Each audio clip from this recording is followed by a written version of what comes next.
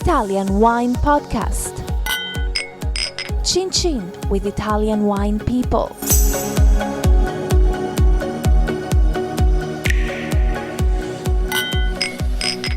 This podcast is brought to you by Native Grape Odyssey. Native Grape Odyssey is an educational project financed by the European Union to promote European wine in Canada, Japan, and Russia. Enjoy. It's from Europe. Hello, this is the Italian Wine Podcast with me, Monty Waldin.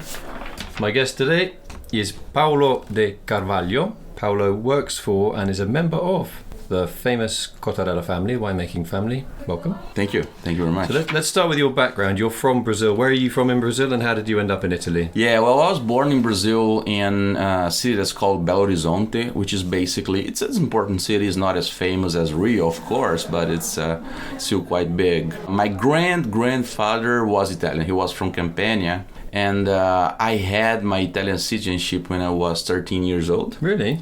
Yeah. Why did you get that then? Yeah, because there was this law that allow us to get the citizenship as being my grandfather Italian. We were able to to track the family name and to get the citizenship while still in Brazil. So how old were you then? I was 13 years old. Right. Okay. And then did you move to Italy? I moved to Italy when I was 19 years old. So that's not, if you'd have moved at 13, that's a difficult age for a boy. Oh yeah. To do that kind of thing. So 90, so your parents waited and then you ended up in Italy. So where did you land in Italy? Where did you start? Yeah, well, I first arrived when I first arrived in Italy, I was in Bologna, and then I started studying in Forlì, which is a small city between Rimini and Bologna, where there is actually the University of Bologna. There's a part of the university there. Oldest university in the world? Yeah. 1088, that's what they say.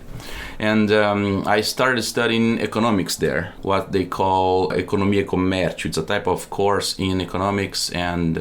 business economics. Right, yeah, you got it. And then, so I studied there 4 years, and then I started working for Ernst & Young, actually, so a company... Ernst & Young? Right, yeah. It's it's a multinational company that deals with mostly consultancy for business consultancy in terms of balance sheet and also, let's say, legal issues.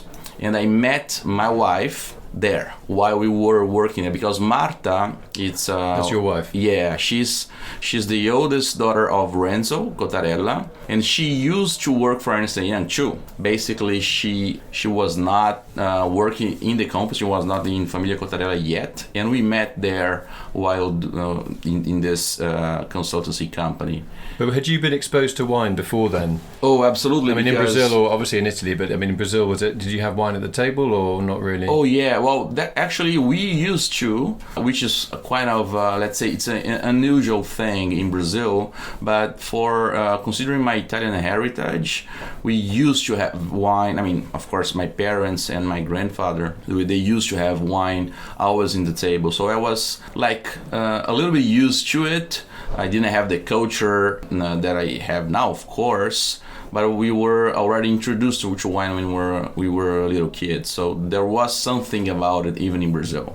Okay, so you married into the Cotarella family, should we say? Yeah. And then, so how did that work? And you obviously now work for them. How did that work? Did they say, obviously you've got expertise with your business background? Yeah, well, the thing is, at that time when we decided getting married, the two brothers, so Riccardo and Renzo, they were looking for someone to take care of export, someone that, possibly want leave the winery, because in this business there are a lot of people that change work, that change wineries, and sometimes it's difficult to build a strong relationship with someone that works for you. So basically you're saying the fact that you've married into the family means you're going to stick around? Well, absolutely. Well, yeah. We hope. Yeah, absolutely. The thing is that this family is they're very attached to each other, and I was very lucky because I'm considered as a son, I'd say, and consider that basically the two brothers, they live together in the same house, and they have just one bank account. Every single Sunday we are always together in the same table to talk about wine, to of course having the Sunday lunch. Who's the best cook out of the two? Oh, the best cook is basically Dominga, which is Marta's niece. So Marta has one sister, one of Renzo's daughter. Because Renzo has two, so we have Marta and Enrica. Enrica is the youngest, and then we have also Dominga. But Dominga, of course, it's Riccardo's daughter. And who's the elder of the two brothers, the two Cotarella? Who are the two Cotarella brothers, and who is the eldest? Oh, the eldest is Riccardo, and Riccardo basically he participated to the wine revolution in Italy in the 80s, and he is among the most quoted winemakers in the world now, and he's been doing a lot for a lot of different regions in Italy. So he consults for over 60 wineries in the world today. So. And give us the names of a few of the famous ones. Yeah, absolutely. So we have Montezovo in Veneto, we have Leone Castris in Puglia, we have La Guardienza in Campania, there's a few one in Piedmont too.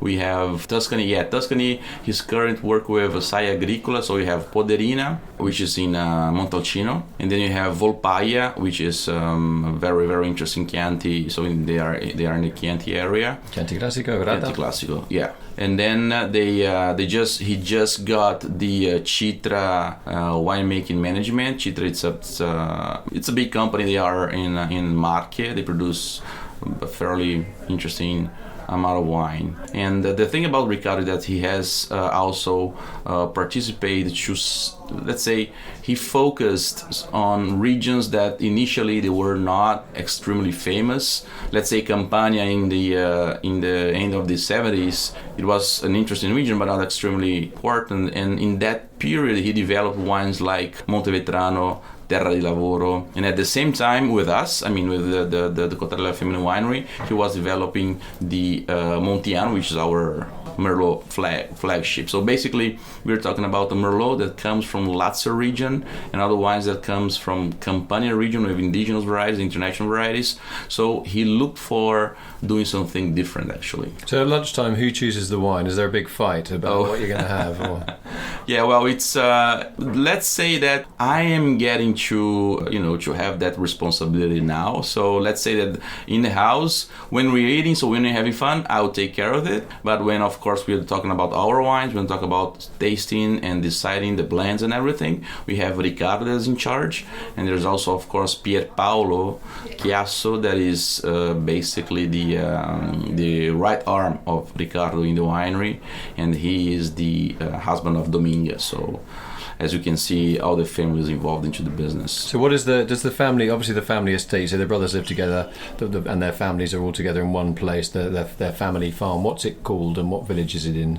Oh yeah, we live next to Orvieto.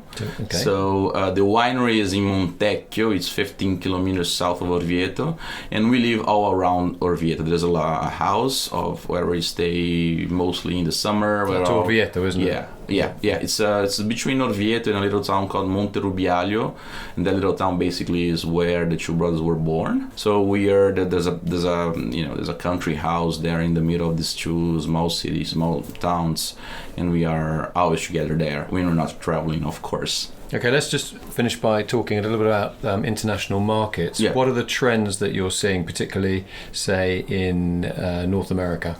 Well, I'd say that in North America still sticks with, let's say, some, I would say, famous varieties like, let's say, Pinot Grigio is always strong, Piemonte and Toscana is always strong. I see that Brunello and Barolo, they are always strong. Actually, there's some nice news too. We bought a small winery in Montalcino now, so we are dealing with Brunello di Montalcino as well. Le Maciocche. Right, yes, and it's going really well. So you see that the interest in this type of wines are very, very, it's high. I'd say that in the US, people are spending a little bit more money for Italian wines. Let's say that we just saw a small survey from Wine Spectator, and it looks like almost 50% of the people that they interviewed, they are buying wines that are $30 and more at the retail price. From our point of view, we focus a lot also on the Vitiano, which is lower than that. But the Vitiano is a brand in the United States because basically it was rated as one of the best values Italy has ever given to the market. Vitiano. Vitiano, yes. So is that a range of what, varietal wines or blends? Or? Oh, this is a blend. So the Vitiano is a blend. You have Sangiovese, Merlot, and Cabernet. And was quoted in the beginning. Parker helped us, I'd say, because he loved the wine since from the beginning. So I'd say that this, from the beginning, gave us a hand. So it basically is a wine that you find, let's say, for $12 retail, and you always drink well. That's the idea of Vitiano. The Vitiano White is already a blend too. We're talking about Chardonnay Vermentino. Then we go for our cruise. So we have the Montiano. It's 100% Merlot. Very, let's say, quoted interesting because Merlot works quite well in central Italy, I'd say. And now the new is the Maciocche estate. That's basically it's helping us to promote the high-end wines of Famiglia Cotarella. So a flagship, isn't it? Yeah, a cherry on the cake. Right. Absolutely. I want to say thanks today to my guest Paulo De Carvalho. Thank you for inviting us. To giving us a little insight into the life of the Cotarella family, of which you're now part. Thank you very much. Nice to have you. Take care. This podcast has been brought to you by Native Grape Odyssey, discovering the true essence of high-quality wine from Europe.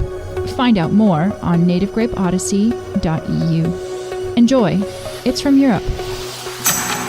Follow Italian Wine Podcast on Facebook and Instagram.